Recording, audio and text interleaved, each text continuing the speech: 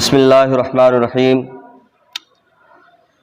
سواگت ہے آپ کا ہمارے چینل غلام برکاتی میں آیا ہوں کچھ قرآن بانی کے تعلق سے ضروری مسائل کے ساتھ میں۔ امید ہے کہ آپ بغور سماعت کریں گے۔ سب سے پہلے سوال کرتے ہیں قربانی کی تعریف۔ قربانی ہے کیا؟ تو علماء لکھتے ہیں قربانی ایک مالی عبادت ہے اور سنت ابراہیمی ہے جو غنی پر واجب ہے، مالدار پر واجب ہے۔ وہ نیک نیتی کے ساتھ میں ثواب کی نیت سے خاص دن میں خاص جانور کو اللہ تبارک و تعالیٰ کی رضا حاصل کرنے کے لیے قربان کرے، اس کو قربانی کہتے ہیں۔ اچھا، یہ واجب کس کس پہ ہوتی ہے؟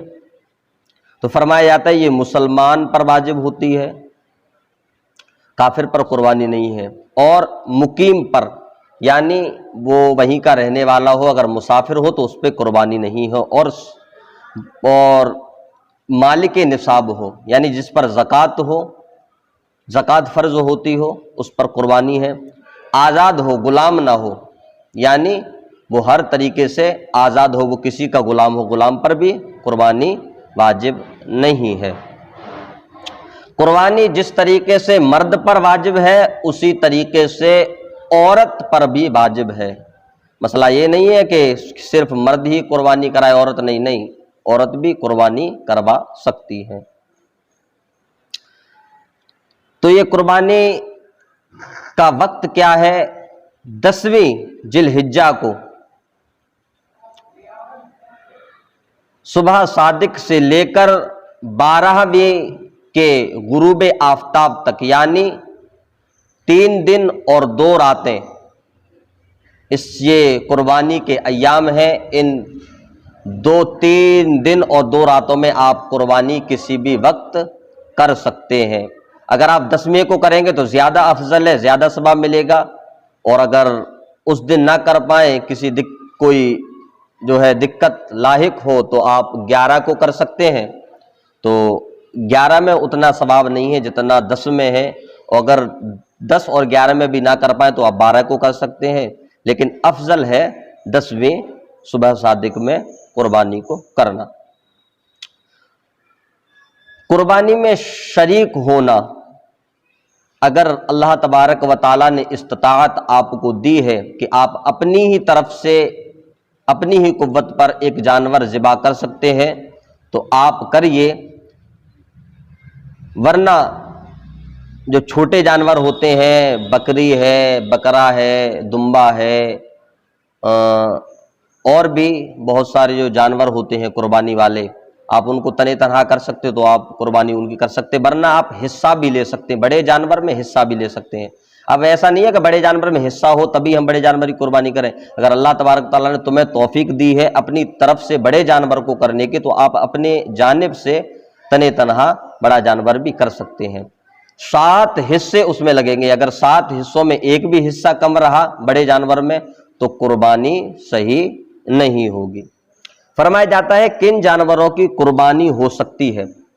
اونٹ ہے، گائے ہے، بھینس ہے، بھیڑ ہے، اور خصی ہے، غیر خصی ہے، ان سب دمبا ہے، ان سب جانوروں کی قربانیاں ہو سکتی ہیں۔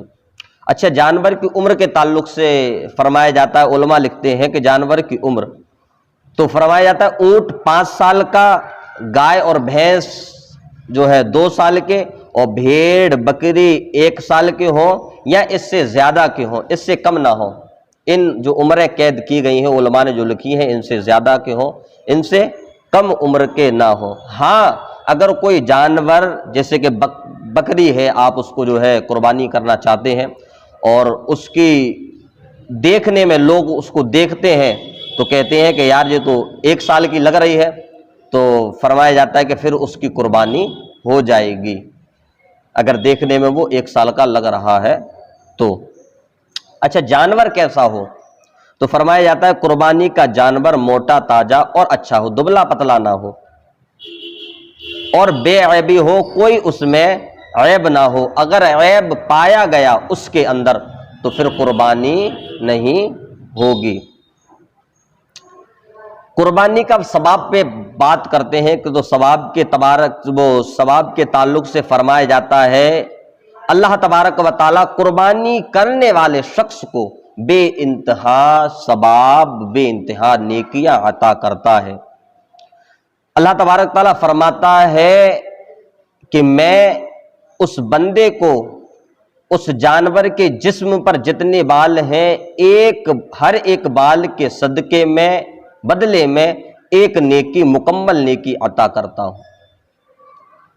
تو یہ اس کا ثواب ہے قربانی کرنے والے کا۔ ہاں، نیت صرف اور صرف قربانی کرنے کی ہمارا دکھاوا نہ ہونا چاہیے، صرف اور صرف ہماری نیت یہ ہو کہ ہم اللہ تبارک و تعالیٰ کی رضا کے لیے اور ثواب کی نیت سے یہ قربانی کر رہے ہیں۔